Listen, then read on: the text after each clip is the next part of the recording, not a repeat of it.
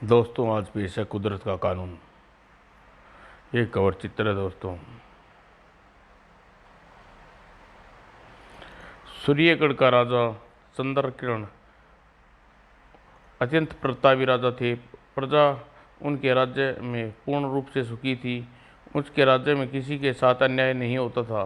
राजा चंद्रकिरण किसी को दुख था तो इस बात का निसंतान थे। महारानी जानकी सब कुछ होते हुए भी हमें बार बार मालूम होता है कि हमारे पास कुछ भी नहीं है, हम निसंतान ही मर जाएंगे। शुभ शुभ बोलिए महाराज। भगवान के घर देर जरूर है, अंधेर नहीं। वह हमारी पुकार एक दिन अवश्य सुनेगा, लेकिन कब सुनेगा भगवान हमारी पुकार? सारे दुखों से यही हमारे दुखों का मन काटे सा गढ़ता रहता है। एक दिन जब पड़ोसी राजा कृपाल चंद्रकिरण के राजमहल में बैठे थे। क्या बात है राजा चंद्रकिरण जी, आप कुछ उदास नजर आ रहे हैं। आपकी उदासी का कारण क्या है? लेकिन राजा चंद्रकिरण उनकी बातों का कोई जवाब नहीं दिया, चुपचाप सिर झुका लिया। यह देख पास खड़े प्रधानमंत्री विश्वासदेव ने राजा कृपाण से कहा, हमारे राजा की उदासी का एक ही कारण है। कौन सा कारण? हमारे महाराज के यहाँ संतान नहीं। महाराज इसी चिंता में उदास रहते हैं। ओह! प्रधानमंत्री विश्वासदेव की बात सुनकर राजा कृपाण सोच में डूब गए। कुछ देर बाद सोचकर बोले, राजा चंद्रकिरण, यदि आपकी आज्ञा हो तो एक बात कहूँ। कहिए राजन। यहाँ से 100 कोस दूर विंध्याचल पर्वत पर तलहटी में एक सिद्ध महात्मा रामसुजुन रहते हैं। कहते हैं जो भी मनुष्य उनके पास मुराद लेकर जाता है वे पूरी मुराद अवश्य पूरी करता है। यदि आप उनके पास अपनी इच्छा लेकर जाएं तो मेरा विश्वास है महात्मा रामानुजन आपकी इच्छा अवश्य पूरी करेंगे। इस प्रकार आपके यहाँ संतान उत्पन्न हो सकती है। राजन, मेरा इस सिद्ध महात्माओं से विश्वास उठ गया है। हर किसी सिद्ध महात्मा ने मुझे यह आश्वासन देकर जाता रहा है कि मैं शीघ्र ही एक पिता का पुत्र बनूंगा, लेकिन आज तक किसी की सिद्ध महात्मा की बात पूरी नहीं हुई। इसलिए संतान की इच्छा लेकर मैं जब भी किसी सिद्ध महात्मा के पास जाना जाकर याचना नहीं करूंगा। महाराज महाराज महात्मा रामानुजन कोई ऐसे वैसे सिद्ध पुरुष नहीं, वह उनकी वाणी भगवान का वास है। इसलिए आप मेरी बात मानकर एक बार उनके पास अवश्य जाइए। और राजा त्रिकर्ण बार बार इस बात पर जोर देते तो राजन बार बार कह रहे हैं तो मैं आपकी बात मान लेता हूँ, लेकिन महात्मा रामानुजन के पास नहीं जाऊंगा। तुम्हारे प्रधानमंत्री विश्वासदेव हमारे प्रतिदिन बनकर उसके पास जाएंगे और उन्हें मेरी इच्छा से अवगत कराएंगे। यह कहकर प्रधानमंत्री, महाराज आपके मुझे इस योग्य समझा, यह सोचकर मैं आपको गौरव अनुभव कर रहा हूँ। प्रधानमंत्री जी, इस समय आप विंध्याचल पर्वत की ओर जाने की तैयारी शुरू कर दीजिए। कल प्रातः की बेला में आपको सूर्यगढ़ से प्रस्थान कर देना। जो हुक्म महाराज। राजा चंद्रकिरण को प्रणाम करके प्रधानमंत्री विश्वाससेन देव तेजी से कक्ष से बाहर चले गए। वह सीधा अपने महल में पहुंचा और अपनी पत्नी को सारी बात बताई। स्वामी, अगर महाराज रामानुजन चंद्रकिरण के यहाँ संतान उत्पन्न होने का वर दे दिया तो आपका क्या होगा? आप स्वयं सूरजगढ़ के राजा बनने के सपने देख रहे थे। रत्ना, जब तक राजा चंद्रकिरण मुझे यह कार्य सौंप ही दिया तो मन मान कर मैं विंध्याचल पर्वत पर जाना ही होगा। एक बार मान भी लूँ महात्मा रामानुजन के आशीर्वाद राजा चंद्रकिरण के यहाँ संतान उत्पन्न हो गई तो भी मैं हार मानने वाला नहीं हूँ। उस अवस्था में मैं कोई न कोई राह निकाल ही लूँगा। मुझे आपकी तीक्ष्ण बुद्धि पर पूरा भरोसा है स्वामी। रत्ना, विश्वास रखो, एक न एक दिन तुम सूर्यगढ़ की महारानी अवश्य बनोगी। और दूसरे दिन प्रातः बेला में प्रधानमंत्री विश्वासदेव विंध्याचल पर्वत की ओर चल दिया। चाहे कुछ भी हो जाए, एक न एक दिन मुझे सूर्यगढ़ का राजा अवश्य बनूंगा। नदी नाले भयंकर जंगलों को पार करता हुआ विश्वासदेव विंध्याचल पर्वत पर जा पहुंचा। आगे का सफर मुझे पैदल ही तय करना है, इसलिए घोड़े को यहीं पेड़ पर तने पर बांध देता हूँ। यह सोचकर उसने घोड़े को पेड़ से बांध दिया और पैदल ही पर्वत पर चढ़ने लगा। बड़ा दुर्गम चढ़ाई है। जैसे तैसे करके उसने पहाड़ की चढ़ाई पूरी की। तत्पश्चात पहाड़ की तलाटी पे रामानुजन के पास पूछा, श्रद्धेय महात्मा को मेरा प्रणाम। वत्स, कौन हो तुम? किस उद्देश्य से हमारे पास आए हो? महात्मा, मैं सूर्य देश के राज का प्रधानमंत्री विश्वासदेव हूँ। आप राजा चंद्रकिरण के आदेश पर आपके पास आऊँ। तुम्हारे राजा ने तुम्हारे हमारे पास किस उद्देश्य से भेजा है? जब विश्वासदेव ने राजा चंद्रकिरण को निसंतान होने की बात महात्मा रामानुजन को बताई, सारी बात जानकर राजा चंद्रकिरण उचित आदमी को हमारे पास नहीं भेजा। इसकी आंखों में कुटिल लपक रही है, इसलिए यह हमारे पास आ ही गया है, तो राजा चंद्रकिरण की इच्छा पूरी करनी पड़ेगी। और यह सोचकर उसने विश्वासदेव से कहा, विश्वासदेव, तुम्हारे राजा चंद्रकिरण के यहाँ एक पुत्र और एक पुत्री ठीक 1 वर्ष पश्चात उत्पन्न होंगे, लेकिन उनके लिए चंद्रकिरण की रानी को हमारा बताया उपाय करना होगा। कौन सा उपाय महात्मन? राजा चंद्रकिरण ने रानी को 3 माह तक लगातार सूर्य चंद्रमा की उपासना करनी होगी। प्रातः सूर्य को 1 लोटा जल और रात्रि को चंद्रमा को 1 लोटा जल अर्जन करना चढ़ाना पड़ेगा, तभी उनकी इच्छा पूरी होगी। ठीक है महात्मा, राजा चंद्रकिरण को सारी बात बता दूंगा। महात्मा रामानुजन को पलट प्रणाम कर विश्वासदेव वापस लौट गया और सूर्यगढ़ पहुंचकर वो सबसे पहले अपनी पत्नी रत्ना के पास सारी बात बताई।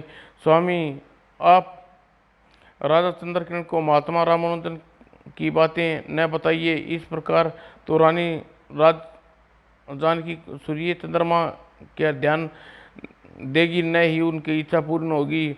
नहीं रत्ना, मैं तुम्हारी बात के पक्ष में नहीं हूँ।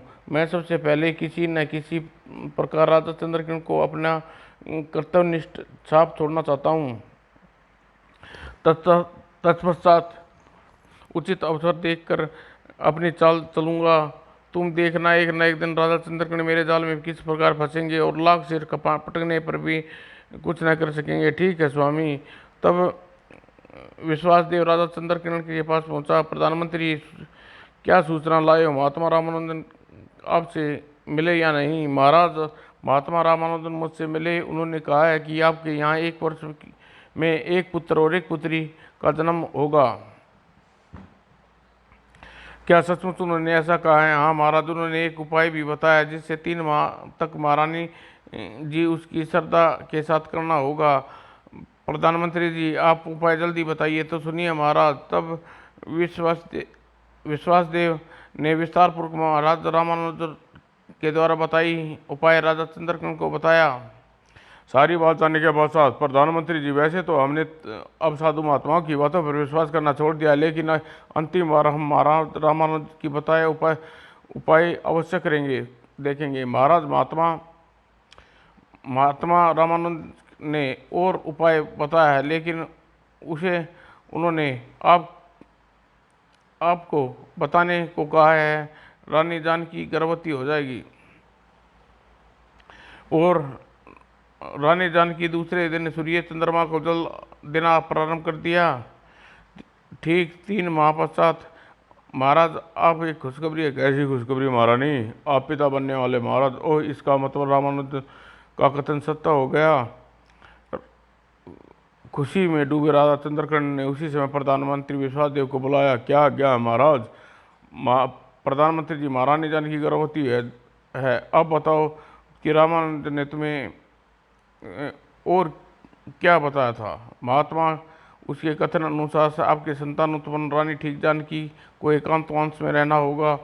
ओह, लेकिन एकांतवास के लिए हम महारानी को जानकी को कहाँ भेज सकते हैं? महाराज, यह सेवक आपके काम आएगा।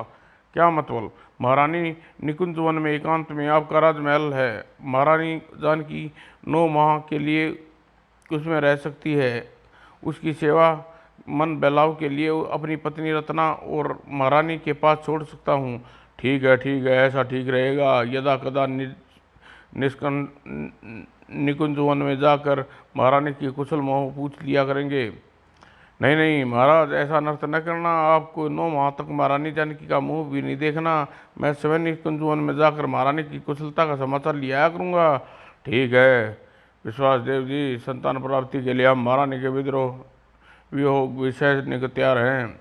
दूसरे दिन महारानी जानकी विश्वास देव की पत्नी रत्ना के साथ लेकर निकुंज वन में राजमहल में पहुंच गई। मेरे पति ने योजना अच्छी बनाई है, भगवान सफलता प्रदान करे। इस प्रकार धीरे धीरे 9 माह नव व्यतीत हो गए। उचित समय पर महारानी ने एक पुत्र एक पुत्री को जन्म दिया। प्रसव के बाद महारानी सुरक्षित हार गई। स्वामी, महारानी जानकी सुरक्षित हार गई है, अब महाराज को क्या जवाब देंगे? यह तो और भी अच्छा हुआ रत्ना, राह का एक कांटा समय ही रास्ते से हट गया। अब क्या करना है स्वामी?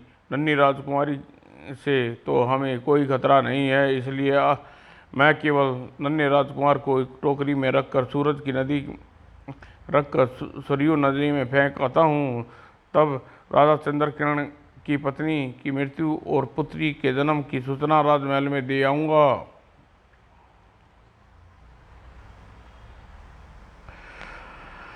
विश्वासदेव ने तुरंत नन्हे राजकुमार को मृत राज की बगल में से उठाया। राजकुमार, अब तुम्हारा स्थान यहाँ नहीं सरयू नदी में है। और उसे टोकरी में रखकर सरयू नदी में चल दिया और सरयू नदी में पहुंचकर टोकरी का जल में छोड़ दिया। जाओ मेरे नन्हे राजकुमार, मज़े से इस टोकरी में लेटकर सारी दुनिया की सैर करो, तुम्हें कोई नहीं रोकेगा। उहाँ उहाँ उहाँ। ओह! तत्पश्चात विश्वदेव ने राजा चंद्रमण के पास पहुंचा। क्या बात है प्रधानमंत्री, तुम्हारा मुंह क्यों लटका हुआ है? महाराज समाचार ही ऐसा है, महारानी ने एक कन्या को जन्म देकर सुरक्षित हार गई। यह क्या कह रहे हो विश्वासदेव? महाराज रामानुजन ने महारानी को एक पुत्र एक पुत्री होने महारानी की मृत्यु की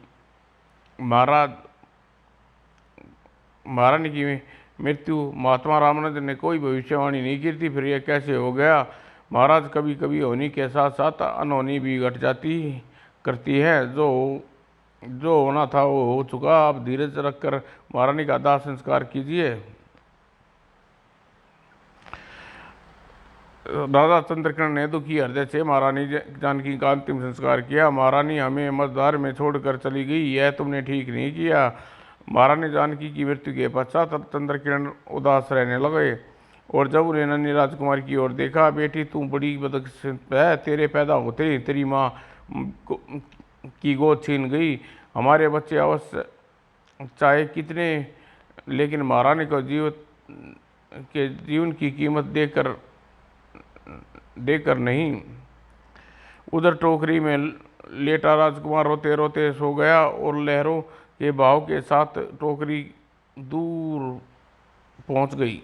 अरे यह क्या बड़ा आ रहा है, लगता है टोकरी में कुछ रखा हुआ है। जैसे ही टोकरी पंडित शकरानंद के पास पहुंची, अरे टोकरी में तो नवजात शिशु है। बीच नदी में इस अबोध बालक को मौत के दूध ने की नदी में छोड़ दिया। पंडित जी रामानंद ने झटपट टोकरी से नवजात शिशु को उठा लिया।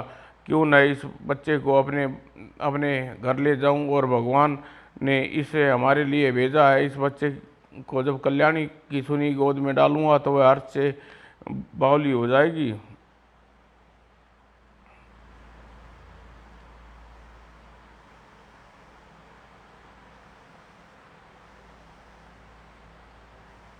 यह सोच वह शिशु को साथ लेकर अपनी झोपड़ी में चल दिया। यह क्या है, किसका बच्चा उठा ले आए आप? कल्याणी, अब यह बच्चा हमारा है, लगता है वह शंकर भगवान ने प्रसन्न होकर हमारे पास भेजा है। तब पंडित शंकर नंद ने शिशु से मिलने की सारी घटना कल्याणी को बता दी। सारी बात जानकर कैसे निष्ठुर माँ बाप होंगे जिसने इस फूल से कोमल बच्चे को नदी में सुपुर्द कर दिया। सचमुच इस बच्चे के माँ बाप मनुष्य नहीं राक्षस होंगे। कल्याणी, इन्हें शिशु की ममता भरकर छाती से लगा लिया। और दूसरी ओर सूर्यगढ़ के राजमहल में प्रधानमंत्री जी जानकी सूर्य और चंद्र की उपासना के पश्चात राजकुमारी को जन्म दिया है, इसलिए राजकुमारी का नाम किरण चांदनी रखेंगे। तुम्हारा क्या ख्याल है? महाराज, किरण चांदनी नाम अत्यंत ही सुंदर है, राजकुमारी के लिए यही नाम उपयुक्त है। राजकुमारी किरण चांदनी की किलकारी से राजमहल गूंजने लगा। धीरे धीरे वह बड़ी होने लगी। नन्ही शाबाश नन्ही राजकुमारी, ठुमक ठुमक कर थोड़ा आगे बढ़ो।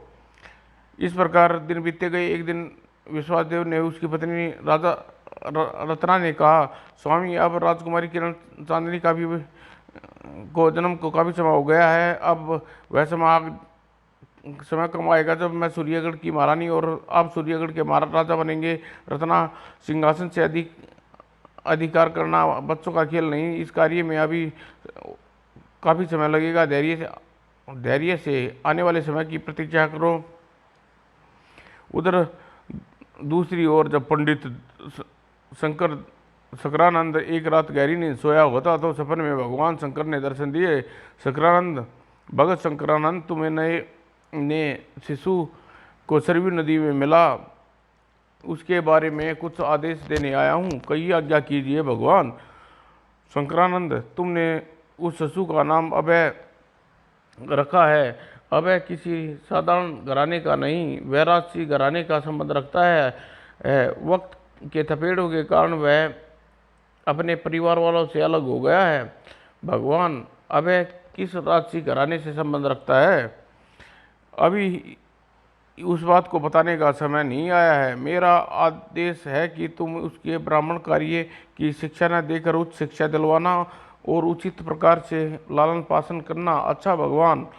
और उचित समय पर मैं पुनः सपन में तुम्हें दर्शन दूंगा और तुम्हें बताऊंगा कि अभय राजसी घराने के संबंध रखता है और तुम यह बात अभय को बता देना। जो आज्ञा भगवान। और पंडित का इतना कहते ही शंकर भगवान अंतर्ध्यान हो गए। तभी शंकरानंद की आँख खुल गई। उसने ध्यान से पास होते हुए अभय को देखा। सचमुच अभय किसी राजसी कुल का है प्रतीत होता है। कैसा तेज है इसके मुख पर। इसको राजनीति का शिक्षा अवश्य दिलवाऊंगा। धीरे धीरे 14 वर्ष व्यतीत हो गए। राजकुमार किरण अब पूरी युक्ति बन गई। एक दिन विश्वासदेव की नज़र उस पर पड़ी। आह, कितनी किरण चांदनी वयस्क होकर कितनी रूपवती हो गई है, यह मैंने सोचा भी नहीं था। यह रूप की खान क्यों न किसी तरह इसे अपने साथ विवाह करने को राजी कर लूँ। ऐसे करने से सूर्यगढ़ की राजगद्दी स्वयं मेरे कब्जे में आ जाएगी। और यह सोचकर वह चंद्रकिरण के पास पहुंचा। प्रधानमंत्री जी, आप राजकुमारी तुमसे क्या कुछ कहना चाहता हूँ, कहिए प्रधानमंत्री जी। राजकुमारी, महाराज चंद्रकिरण अब वृद्ध हो गए हैं, राजकीय संभालना उसके वश की बात नहीं रह गई। इसलिए मेरा प्रस्ताव है, यदि तुम उसे मान लो तो राजा के हित में अच्छा होगा। कौन सा प्रस्ताव प्रधानमंत्री जी? तुम मेरे साथ ब्याह कर लो। राजकुमारी, मैं कुशलतापूर्वक सूर्यगढ़ की राजकार्य संभाल सकता हूँ। क्या बक रहे हो तुम? यह कहते हुए तुम्हें लज्जा नहीं आ रही? अपनी उम्र का कुछ तो लिहाज करते। हाँ, मुझसे अच्छा उचित वर तुम्हें दिया लेकर भी नहीं ढूंढोगी, सारी दुनिया में कहीं नहीं मिलेगा। कहकर विश्वासदेव ने चंद्रकिरण की कलाई पकड़ ली। एक झटके में चंद्रकिरण की कलाई छुड़वाई और नीच पापी, यह कहते हुए तेरी जुबान काट कर तेरे हाथ क्यों नहीं गिर गई? तेरी यह मजाल। और चंद्रकिरण ने वहाँ दौड़ती हुई राजमहल की ओर चल दी। लगता है राजकुमारी चंद्रकिरण जाकर राजा चंद्रकिरण से मेरी शिकायत करेगी। इससे पहले राजा चंद्रकिरण मेरे विरुद्ध कोई निर्णय ले, मुझे अपने विश्वसनीय सैनिक के साथ लेकर उन्हें उस पर बंदी बना लेना चाहिए। यह कहकर वह सैनिकों को इशारा करने हुए वहाँ चल दिया। और दूसरी ओर जब आपती हुई राजकुमारी चंद्रकिरण राजा चंद्रकिरण के कक्ष में पहुंचा। क्या बात है राजकुमारी, इतनी घबराई हो क्यों? पिताजी महाराज। राजकुमारी चंद्रकिरण इससे ज़्यादा कुछ नहीं कहा और फूट फूट कर रो पड़ी। यह देखकर राजा चंद्रकिरण की हिम्मत बंध आई। धीरे रखो बेटा, सांस से काम लेते हुए तुम बताओ, तुम्हारे साथ कौन सी घटना घट गई जिससे तुम इतनी भयभीत हो? पिताजी महाराज, आज राज के उद्यान में घूम रही थी तो प्रधानमंत्री विश्वासदेव ने आगे बढ़कर मेरा रास्ता रोक लिया और मुझसे भी बोले, तुमसे विवाह करना चाहता हूँ। उस पापी की यह मजाल, उसने राजघराने की इज्जत पर हाथ डालने की हिम्मत, हम उसे दुष्टता का दंड देंगे। वे क्रोध से सुलग उठे। तभी उसके दिमाग में एक विचार कौंधा। विश्वासदेव राजकुमारी से विवाह का प्रस्ताव रखने की दुष्टता अवश्य किसी बुरे किसी बूते पर की होगी। वह यह भी समझ चुका होगा कि राजकुमारी हमें शिकायत अवश्य करेगी, अतः इससे पहले विश्वासदेव कोई गुल खिलाए हमें कुछ न कुछ उपाय अवश्य करना चाहिए।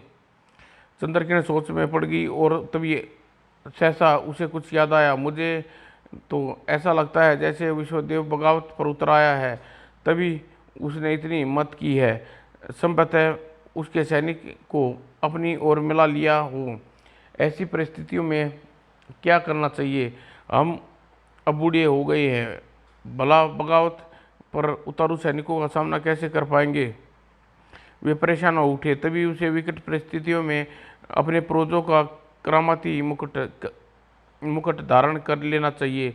वह करामाती मुकुट इतना अलौकिक शक्ति से है कि उसके स्वामी शत्रुओं को देखते ही ऐसी किरण फेंकता है कि किरण के मोहजाल में फंसकर आदमी अपने स्थान पर स्थिर हो जाता है और चाहकर भी आगे नहीं बढ़ पाता।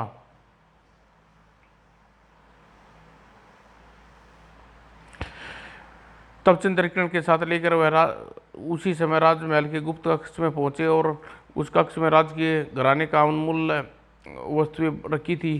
चंद्रकिरण करामती मुकुट उठाकर सिर पर रख दिया। बेटी, इस मुकुट के रहते दुश्मन हमारा कुछ नहीं बिगाड़ सकता। हम सिद्ध ही घाती विश्वासदेव को बुलाकर दंड देंगे।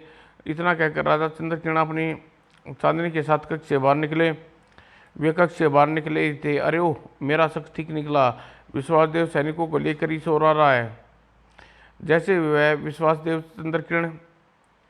चंद्रन के सम्मुख पहुंचा, सैनिकों, इस बूढ़े राजा को इसकी पुत्री को पकड़कर बंदी बना लो।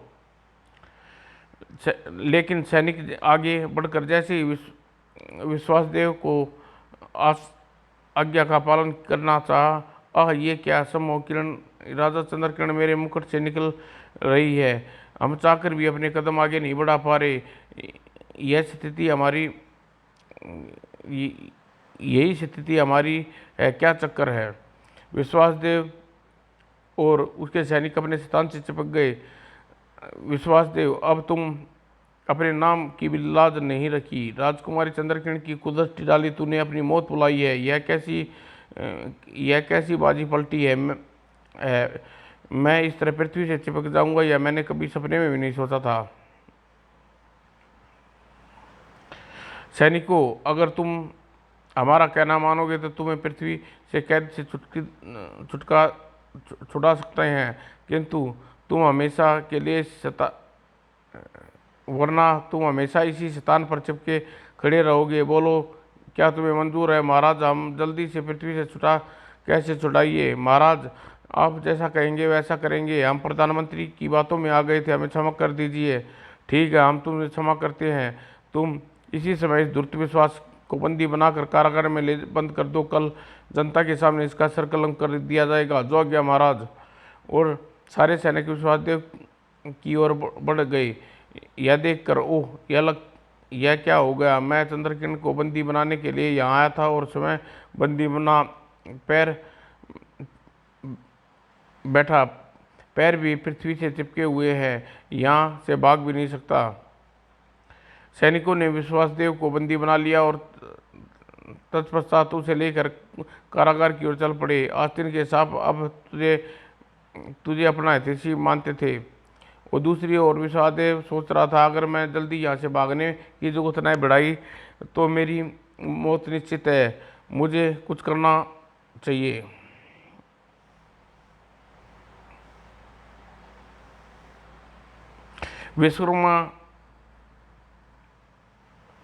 विश्वकर्मा किए जाने के बाद इस विधा से मुझे एक ही उड़न खटोले का निर्माण करना चाहिए। इस उड़न खटोले में बैठकर मैं उड़न खटोले में राजकुमारी किरण चांदनी को उड़ा कर ले आऊँगा। और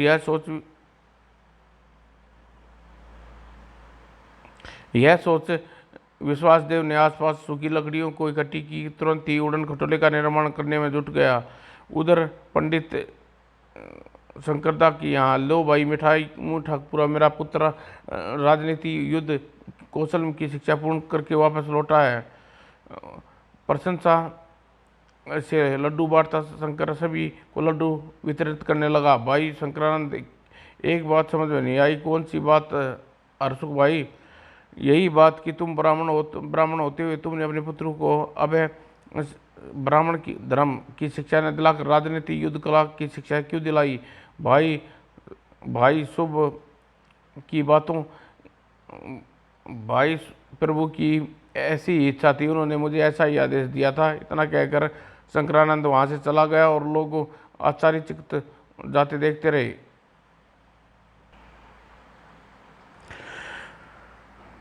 शंकरानंद खुशी में डूबा हुआ अपनी झोपड़ी में पहुंचा। बेटा आज मैं बहुत खुश हूँ। आज तुम्हारी शिक्षा पूर्ण हो गई है। शिव भगवान का आदेश की प्रतीक्षा करूंगा। पिताजी, मेरी समझ में यह नहीं आया कि आपने मुझे राजनीति की शिक्षा क्यों दिलाई।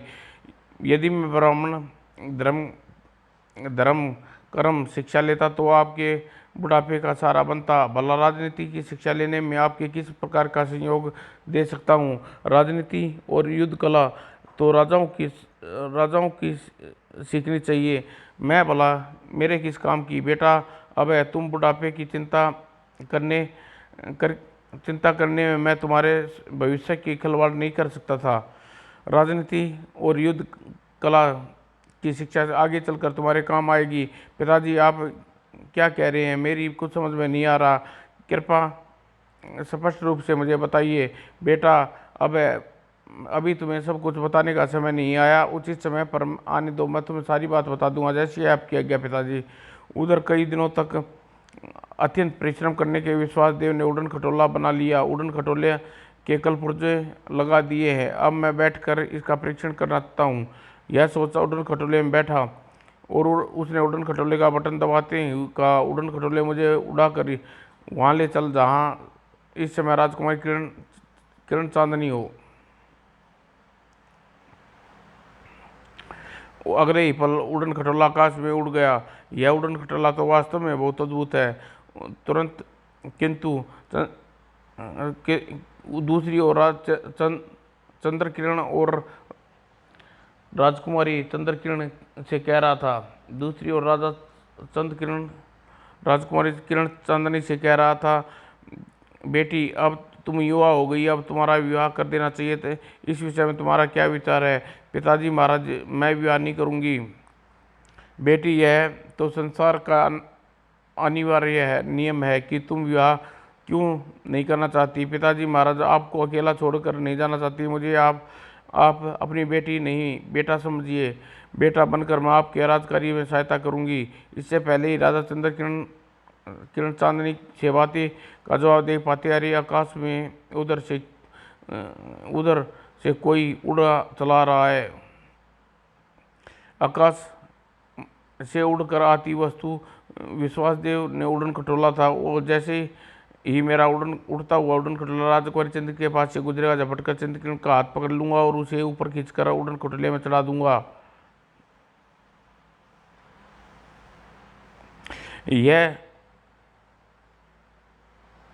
यह सोचता हुआ सैनिक म्यान से तलवार खींची।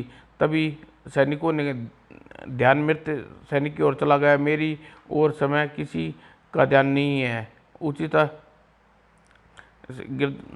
नहीं है। इसी उचित अवसर का फायदा उठाकर मुझे यहाँ से 9-11 हो जाना चाहिए। और तब अरे विश्वासदेव भागा जा रहा, उसे पकड़ो, अरे पकड़ो। सारे सैनिक विश्वासदेव के पीछे दौड़े, लेकिन विश्वासदेव ने राह में आते उसे मौत की घाट उतार देता। इस प्रकार विश्वासदेव राजमहल से निकल गया और राजमहल के बाहर आकर, मुझे इस समय राज्य छोड़ देना चाहिए।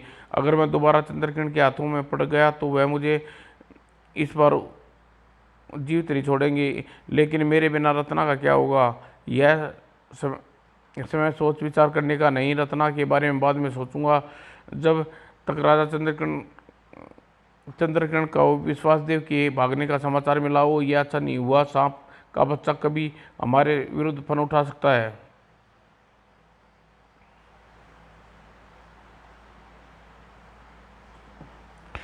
और भागते भागते विश्वासदेव वन में पहुंचा। यह बूढ़ा कौन है? जंगल में बैठा काठ की वस्तु का निर्माण क्यों कर रहा है? और उत्सुकतावश में डूबा विश्वासदेव ने वह आदमी के सम्मुख हुआ। अरे यह क्या, काठ के पुतले खिलौने मनुष्य की तरह हिल डुल रहे हैं, जरूर यह आदमी कोई जादूगर है। और विश्वासदेव ने उस आदमी से पूछा, भाई तुम कौन हो और इन काठों के पुतले को हिलाने डुलाने का क्या रहस्य है? मैं विश्वकर्मा हूँ। क्या आप भगवान विश्वकर्मा हो? हाँ, तुमने सही पहचाना।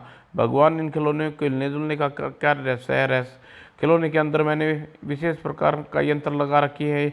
उन्हीं यंत्रों की संयोग से वो आज्ञा देने पर ये खिलौने चलते फिरते हैं। यह देखकर अगर भगवान विश्वकर्मा से मैं अद्भुत खिलौने बनाने की विद्या सीख लूँ तो मैं भी बहुत लाभ रहेगा। इस विद्या से सारे राजकुमारी चंद्रकिरण को अपहरण कर सकता हूँ। और उसने हाथ जोड़कर विश्वकर्मा से कहा, भगवान, मैं आपसे इन चलते फिरते खिलौनों की बनाने की विधि सीखना चाहता हूँ। विश्वकर्मा, विश्वासदेव, मैं तुम्हें यह विद्या सिखा दूंगा। सबसे पहले मुझे एक वचन देना होगा। कैसा वचन? तुम्हें इन खिलौने की विद्या सीखने पड़ता, तुम किसी विद्या का दुरुपयोग नहीं करोगे, ठीक है भगवान? मैं इस बात का वचन देता हूँ। ध्यान रहे विश्वकर्मा, विश्वासदेव, अगर तुमने वचन भंग किया तो बहुत पछताओगे। अच्छा भगवान, तो फिर इन कलपुर्जों को चलाने वाले खिलौने की विद्या सिखा दूँ। और तब विश्वकर्मा ने विश्वासदेव को खिलौने का निर्माण करना सिखाना प्रारंभ कर दिया। विश्वासदेव, हर खिलौना इस प्रकार एक बटन होता है। इस बटन को दबाते ही खिलौना मनुष्य के समान कहना मानना आरंभ कर देता है। और विश्वासदेव ने सारी विद्या सीखने के पश्चात भगवान विश्वकर्मा को वहाँ से अंतर्ध्यान हो गए। उसके साथ ही चलते फिरते खिलौने भी अदृश्य हो गई। जैसे ही उड़ता हुआ उड़न खटोला राजकुमारी चंद्रकिरण के पास से गुजरा, आह, यह क्या हुआ? और विश्वासदेव ने कसकर चंद्रकिरण की बाँह पकड़ ली और तत्पश्चात उड़न खटोला ऊपर उड़ गया। और राजकुमारी, यह कौन उड़ा कर ले जा रहा है? ऊपर उड़न खटोले में उड़ता हुआ विश्वकर्मा का हट्टा लगाया, बूढ़े चंद्रकिरण, तेरी राजकुमारी को ले जा रहा हूँ, हिम्मत है तो मुझे रोक कर दिखा। ओह, तो यह चंडाल विश्वदेव है। राजकुमारी को छोड़ दे वरना अंजाम बुरा होगा। हाँ हाँ बूढ़े, अब तेरे वश में कुछ भी नहीं है। चंद्रकिरण को लेकर जा रहा हूँ। अब इसे अपनी पत्नी बनाकर सूर्यगढ़ में वापस लौटूंगा। तुझे हर हालत में सूर्यगढ़ की राजगद्दी मुझे सौंपनी होगी। हाँ हाँ हाँ पिताजी, मुझे दुष्ट के चंगुल से बचाओ। बेटी तू फिक्र न कर, यह दुष्ट तेरा कुछ नहीं बिगाड़ सकेगा। और चंद्रकिरण को इतना कह करना था कि उड़न खटोला विद्युत गति से वहां से चल पड़ा। अरे कोई दौड़ो, मेरी बेटी राक्षस के पंजे से बचाओ। और चंद्रकिरण चीखता चलाता रह गया। उड़न खटोला सिर दी उसकी दृष्टि से ओंजल हो गया। वह गच खाकर भूमि पर गिर पड़ा। उड़न खटोला उड़ता हुआ नीलवन में गुजरा। आश्चर्य है, इस नील बियाबान जंगल में राजमहल किसका है? मुझे तुरंत इस महल में जाकर देखना चाहिए। यह सोचकर विश्वकर्मा सिरता उड़न खटोले का बटन दबाया और बटन दबाती उड़न खटोला महल के द्वार पर जा उतरा। राजकुमारी, चुपचाप मेरे पीछे चली आओ वरना तुम्हारी गर्दन उड़ा दूंगा। भय से कांपती राजकुमारी चंद्रकिरण चुपचाप उसके पीछे चलने लगी। राजमहल के द्वार तो कोई पहरेदार नहीं है, यह कैसा राजमहल है? विश्वकर्मा आगे बढ़ा और मुख्य द्वार पर हाथ रखा। द्वार अपने आप खुल गया। तुम कौन हो? जरा सामने आओ। मैंने कौन सा वचन तोड़ा है? विश्वकर्मा, मैं विश्वकर्मा भगवान बोल रहा हूँ। तुम झूठे आदमी हो।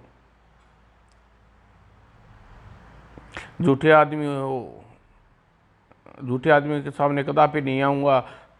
तूने मुझे चलते फिरते खिलौनों बनाने की विद्या सिखा दुरुपयोग किया। तू एक फूल सी राजकुमारी का अपहरण कर लाया। मैं तुझसे रुष्ट हूँ। अब तू इसी राजमहल में घुट कर मर जाएगा। हाँ विश्वकर्मा भगवान, मुझे इस राजमहल में कैद करने कर तुम्हारे वश की बात नहीं। राजमहल का प्रवेश द्वार मैंने खुला छोड़ आया था, उसी खुले द्वार से बाहर निकल जाऊंगा। विश्वकर्मा, यह सुन। विश्वासदेव, यह सुना। महल मैंने ही अपनी विधि द्वारा निर्माण किया है। तूने चंद्रकिरण के साथ राजमहल में प्रवेश किया, मैंने मुख्य द्वार अपने आप बंद हो गया है। नहीं, ऐसा नहीं हो सकता, यह झूठ बोल रहा है। विश्वास ना हो तो तू राजमहल के मुख्य द्वार पर जाकर देख ले। और यह सुन विश्वासदेव मुख्य द्वार की ओर दौड़ा। ऐसा नहीं हो सकता, ऐसा नहीं हो सकता। और जैसे ही वह मुख्य द्वार के पास पहुंचा, वो यह तो सचमुच बंद हो गया। देख लिया विश्वकर्मा, अब तो तुम्हें यकीन आ गया। तब विश्वकर्मा ने चांदनी के साथ राजमहल में प्रवेश किया। क्या बात है, राजमहल में इतना सन्नाटा क्यों छाया हुआ है? ऐसा लग रहा है जैसे इस राजमहल में कोई नहीं रहता हो।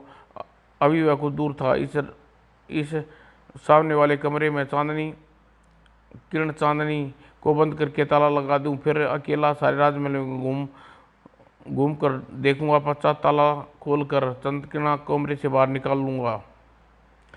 और फिर उसने चंद्रकिरणा को कमरे में बंद किया। तत्पश्चात वह महल में घूमने की नीयत से आगे बढ़ा। ओह ओह, झपटा मारकर हाथ से चाबी ले गई। अब क्या कर होगा? बिना चाबी चंद्रकिरण को कक्ष का ताला कैसे खुलेगा? तभी हक्का बक्का आकाश की ओर देखने लगा। विश्वकर्मा, तूने मुझे दिया वचन तोड़ा है। अब जीवन भर इसी महल में कैद रहकर अपना सजा भुगतनी होगी। और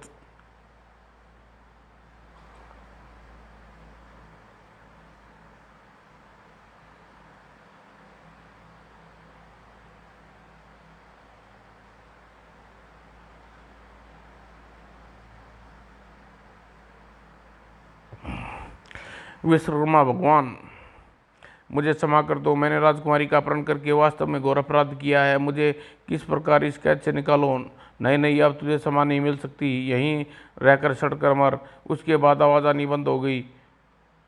विश्वकर्मा सारा दिन पागलों की तरह राजमहल में घूमता रहा। इस प्रकार किसी किसी से बिना बताए तो मैं सीधी पागल हो जाऊंगा। फिर जोर से भूख लग रही है, क्यों ना मैं पेड़ के फल तोड़कर भूख मिटा लूं। लेकिन वह पेड़ के सम्मुख पहुंचा नहीं। ये पेड़ तुझ जैसे पापी के लिए नहीं है। अगर तूने मुझे हाथ लगाया तो एक फल भी नहीं, एक पल में ही जलकर भस्म हो जाएगा। घबरा कर वह 2 कदम पीछे हो गया। उधर एक रात शंकरानंद, अब अभय के बारे में तुम्हें बताने का अवसर आ गया है। तो बताइए भगवान, अभय का संबंध कौन से राज्य परिवार से है?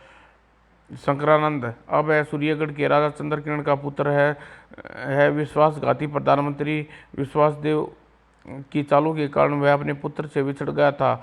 अभय के असली पिता का परिचय देने का जिम्मा अब तुम्हारा है।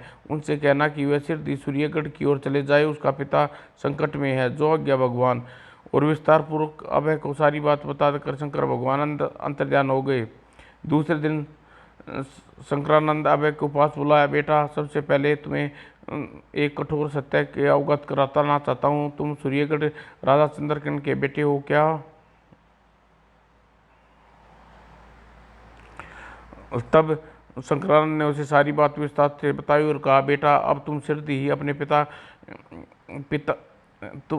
अपने राज्य सूर्यगढ़ में जाकर अपने पिता चंद्रकिरण से मिलो। उसी समय घोर संकट में फंसे हुए हैं। तब अभय शंकरानंद और कल्याणी से को प्रणाम किया और वहाँ से सूर्यगढ़ की ओर चल दिया। कई दिन लगातार चलने के पश्चात वह सूर्यगढ़ पहुँचा। जब वह सूर्यगढ़ में राजा चंद्रकिरण के पास पहुँचा, अरे, तुम्हारा चेहरा तो हमारी युवा के चेहरे से हूबहू मिलता। तुम कौन हो? पिताजी, मैं आपका बेटा अभय हूँ। तब अभय ने अपने बारे में राजा चंद्रकिरण को विस्तार से बताया। सुनकर चंद्रकिरण अभय को अपनी छाती से लगा लिया। पिताजी, मेरी जुड़वा बहन कहाँ है? तब चंद्रकिरण ने अपने बेटे को सारी बात विस्तार से बताई। विश्वासदेव द्वारा चंद्रकिरण का हरण की बात सुनकर अभय क्रोध आ गया। वह तुरंत ही अपने पिता को प्रणाम करके बहन चंद्रकिरण की खोज में पूर्व दिशा की ओर चल दिया। लेकिन अभी वह कुछ ही दूर पहुंचा था कि उसे एक व्यक्ति उसके मार्ग में हाथ फैलाकर खड़ा था। अभय ने अपना घोड़ा रोक दिया और आचार्य से पूछा, आप कौन है श्रीमान? अभय, मैं भगवान विश्वकर्मा हूँ। मैं जानता हूँ कि तुम राजा चंद्रकिरण की पुत्र अभय हो और अपनी बहन किरण चांदनी को खोजने निकले हो। हो, आप तो सचमुच बहुत सी बात जानते हो। हाँ बे, मेरी बात ध्यान से सुनो। यहाँ से कुछ दूरी पर एक नील नील पर्वत है। उस पर्वत में राजमहल है। उसी राजमहल में विश्वासदेव कैद है, और साथ साथ उसी महल के कक्ष में तुम्हारी बहन चंद्रकिरण भी कैद है। राजमहल के मुख्य द्वार बंद है। तुम महल के द्वार पर पहुंचो और 3 बार दस्तक देना, वह खुल जाएगा। अच्छा भगवान, तुम्हारी बहन को विश्वासदेव ने एक कक्ष में ताला लगाकर कैद किया है। उस ताले की चाबी एक चील लेकर उड़ गई। जब वह सोने की नदी के ऊपर उड़ रही है, तो उसके मुंह में चाबी छूटकर नदी में गिर पड़ी थी। उस नदी में एक विशाल मछली रहती है। वह चाबी सटक लिया। चंद्रकिरण कक्ष की का ताला उस चाबी के अलावा और किसी चाबी से नहीं खुल सकता। ओह, तब तो अपनी बहन को उस कक्ष से कैसे निकाल पाऊंगा। तब चंद्रकिरण ने एक एक तीर अभय को दिया। अभय, इस तीर को लेकर तुम सोन नदी के तट पर जाना और कमान में चढ़ाकर नदी में छोड़ देना। जिस नदी में चाबी छटका होगा, यह तीर उस को अपनी नोक पर बांध कर वापस तुम्हारे पास लौट आएगा और तुम वो मछली के पेट से चाबी निकाल लेना। तत्पश्चात अब तुम अपनी बहन को उस राजमहल से लेकर बाहर आओ। तब उन पांचों तीरों आओ और उन 5 तीरों के कमान पर चढ़ाकर राजमहल की ओर चला देना। ऐसा करने से राजमहल धू धू करके जल जाएगा और आग में विश्वकर्मा जलकर भस्म हो जाएगा। ठीक है भगवान, मैं ऐसा ही करूँगा। तब विश्वकर्मा जल का एक पात्र दिया। राजमहल की कैद में तुम्हारी बहन कई दिनों से भूखी प्यासी तड़प कर बेहोश हो गई है। तुम इस जल के उसके सिर पर छिड़कोगे, तुरंत होश में आ जाएगा। वह शक्ति का अनुभव करने लगेगी। विश्वकर्मा भगवान, आप अत्यंत आभारी हूँ। आपके संकट की घड़ी में मेरी सहायता की। विश्वकर्मा को प्रणाम कर वह आगे बढ़ गया। सबसे पहले उसे सोन नदी के तट पर पहुंचा। फिर उसने विश्वकर्मा का दिया हुआ कमान तीर पर चढ़ाया और नदी में छोड़ दिया। तीर जल में तैरती हुई मछली के पेट में गड़ा और जिससे चाबी छटकी थी। और कुछ क्षण बाद तीर अभय के पास वापस आकर अभय ने तत्काल तीर मछली के पेट से निकाला। यारी चाबी लेकर वह नील वन में चल पड़ा। नील वन में पहुंचकर राजमहल के बाहर उसने 3 बार साकल द्वार पर खटखट की। द्वार खुल गया। अब राजमहल में प्रवेश करना चाहिए। फिर उसने अंदर की ओर कदम बढ़ाए। जैसे ही वह राजमहल में घुसा, पानी पानी लगता है, यही वह विश्वासदेव है। वह सीधे विश्वासदेव के पास पहुंचा। बड़ी मुश्किल से विश्वासदेव की आंखें खोलकर उसकी ओर देखा और कराते बोला, तुम कौन हो? विश्वासदेव, मैं वही हूँ जिसे वर्षों पहले तुमने टोकरी में लिटाकर सूर्य नदी के हवाले कराए थे। तुम राजा चंद्रकिरण के पुत्र हो? हाँ, मैं वही हूँ। ओह, तुम बच कैसे गए? सूर्य नदी में खूंखार घड़ियाल रहते हैं, उन्होंने तुम्हें जीवित कैसे छोड़ दिया? विश्वासदेव, मारने वाले से बचाने वाला बड़ा होता है। मेरी किस्मत में ऐसा लिखा था और मेरी किस्मत आज यह और तेरी किस्मत में आज यह दिन देखना लिखा था। और अब मैंने उसकी और घृणा से देखा और आगे बढ़ गया। बेटा, प्यास के मारे मेरा कंठ छुटा जा रहा है। जल का एक पात्र, थोड़ा सा पानी पिला दे। तुम क्या समझते हो मैं सांप को दूध पिलाऊंगा? इतना कहकर अब आगे बढ़ गया। ओह, भूख पे प्यासे अतड़ियाँ खिंच रही हैं। आंखों की आगे अंधेरा छाने लगा है। आह, मेरा अंत निकट आ गया है। और अब कक्ष से बाहर गया। अंदर एक लड़की बेहोश पड़ी है। लगता है वही मेरी जुड़वा बहन किरण है। अब जल्दी ही चाबी ताले में लगाकर ताले को खोला और कक्ष के अंदर पहुंचकर बेहोश किरण चांदनी के मुंह पर पात्र से भरे जल को छींटे दिए। दूसरे क्षण किरण चांदनी की आंखें खोल दी। कौन हो तुम? बहन, मैं तुम्हारा जुड़वा भाई अभय हूँ। जुड़वा भाई? हाँ बहन, मैं सच कह रहा हूँ। तब चंद्रकिरण ने अभय ने अपने चंद्रकिरण को विस्तार से बताया। सारी बात जानकर, हे भगवान, मैं कितनी खुशनसीब हूँ। आज तक भाई की कलाई पर राखी बांधने के लिए तरसती रही और आज मेरी बरसों की इच्छा पूरी हो गई। तू बड़ा दयालु है प्रभु। बहन चंद्रकिरण क्या सोचने लगी, जल्दी से चलो, हमें जल्दी ही राजमहल के बाहर पहुंचना है। और तब चंद्रकिरण के साथ लेकर कम अभय विश्वासदेव के पास पानी। विश्वासदेव, फिक्र न कर, राजमहल के बाहर पहुंचते ही मैं तुझे सारी चिंताओं व भूख प्यास से मुक्ति दिला देंगे। अब तू नरक में जाकर आराम से अपनी प्यास बुझाना। और विश्वासदेव ने ठोकर मारकर दोनों राजमहल से बाहर आए। और तब अभय ने विश्वकर्मा के दिए 5 तीर तरकस में निकाले और उन्हें राजमहल पर छोड़ दिया। और ऐसा करते ही राजमहल दू दू कर जल उठा। देख लिया वह विश्वासदेव, मेरा अपहरण करने का तुम्हें कितना भारी पड़ा। विश्वासदेव, अभी तूने मेरे परिवार को छिन्न भिन्न किया था, आज तू अपने परिवार से बिछड़ गया। और जब सारा राजमहल जलकर राख हो गया तो वह वहाँ से सूर्यगढ़ की ओर चल दिए। सूर्यगढ़ पहुँचने पर, बेटा अब मैं बूढ़ा हो गया हूँ, इसलिए तुम राजगद्दी संभालो। जो गया पिताजी। तब अभय ने पंडित शंकरानंद और उसकी पत्नी कल्याणी को सूर्यगढ़ बुलवाया और जल्दी से ही अभय सूर्यगढ़ का राजा बना दिया गया। और राजकुमारी का विवाह सोनपुर के राजा सोमदत्त देव के साथ धूमधाम से कर दिया गया। तत्पश्चात राजा अभय किरण सुकुशल अपना राज्य संचालन करने लगे। समाप्त दोस्तों।